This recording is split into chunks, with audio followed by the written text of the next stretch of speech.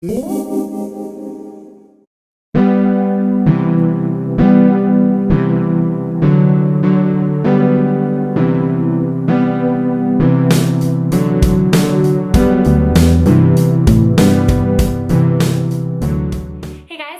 Nicole, and today I'm going to be sharing another fall recipe with you. Today's recipe is going to be a creamy pumpkin and sage pasta with broccolini and mushrooms, and this is perfect for a chilly, kind of cozy fall night in because it's comforting and hearty and really delicious. So I hope that you guys will enjoy, and let's get started.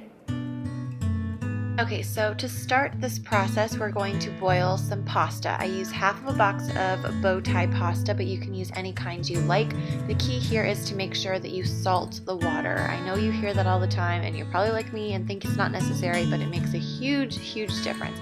So while the pasta cooks, I'm going to prep the vegetables, and I'm going to be using mushrooms. These are baby crimini mushrooms. You can use whatever kind of mushrooms you like, and although you can use the stems, I find that the texture is a little bit nicer if you take the stems off, so I just pop them out and then slice the mushrooms. And I'm also going to be adding broccolini. I love broccolini, and I just chop it up into tiny little pieces. You could also use broccoli if you like, or if you don't like broccoli or broccolini, you could always do spinach. So I'm just going to quickly saute these vegetables, and I'm going to be using water instead of oil, but feel free to use olive oil if you like.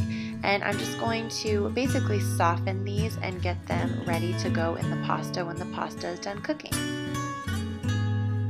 I'm going to season these veggies so they have lots of flavor in the pasta. So I'm going to be using some sea salt, some fresh cracked pepper, and some onion powder. I have the exact measurements in the description box underneath this video, and I just let that cook until the mushrooms are softened and the broccolini turns a bright green color, and then I set it aside.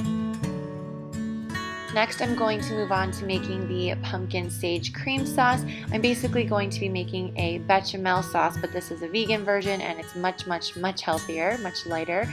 So this is going to be 2 tablespoons of vegan butter. I use Earth Balance, and 2 heaping tablespoons of flour, and that's going to cook together and act as our thickener in the sauce.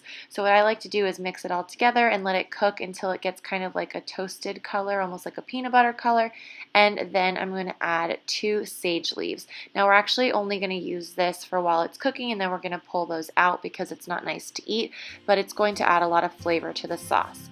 Then I'm going to add the almond milk, and we're going to do it 1 cup at a time. There's 3 cups total, and by doing it slowly, 1 at a time, you can make sure there's no lumps. So as you can see here, adding 1 cup to the flour until it's thick is really, it's like magic. It's so crazy. You like watch it thicken right before your eyes, and once it gets nice and thick, you're going to go ahead and add another cup and then the last cup until you have a nice sauce, and then you're going to let that simmer for about 10 to 15 minutes to let it thicken.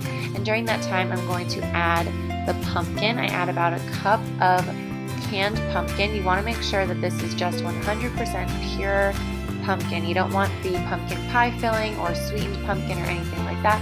Just pure pumpkin will work. And this is also going to thicken the sauce and give it lots of nice color and great flavor. So I make sure that that's all mixed in so there's no lumps, and then I add a little bit more black pepper. Now fresh cracked black pepper is really an important element in this dish because it really helps make this a savory dish, because pumpkin can sometimes be a little sweet, so this is going to help bring out those nice savory flavors. And in any bechamel sauce, but particularly in a pumpkin bechamel sauce, you want to have a bit of nutmeg. So I'm adding some nutmeg and letting it simmer to thicken up. After about 10 minutes, my sauce is nice and thick and creamy, so I go ahead and add the drained pasta and also the veggies. You do want to make sure you drain these as well to make sure there's no extra water left from sauteing, because that can really make your pasta kind of runny. But then you're just going to toss all of this together and serve it up. If you want to add some red pepper flakes to this, that could be nice. I actually like just kind of garnishing with just a touch more black pepper because it really brings out the flavor, and garnishing with a sage leaf.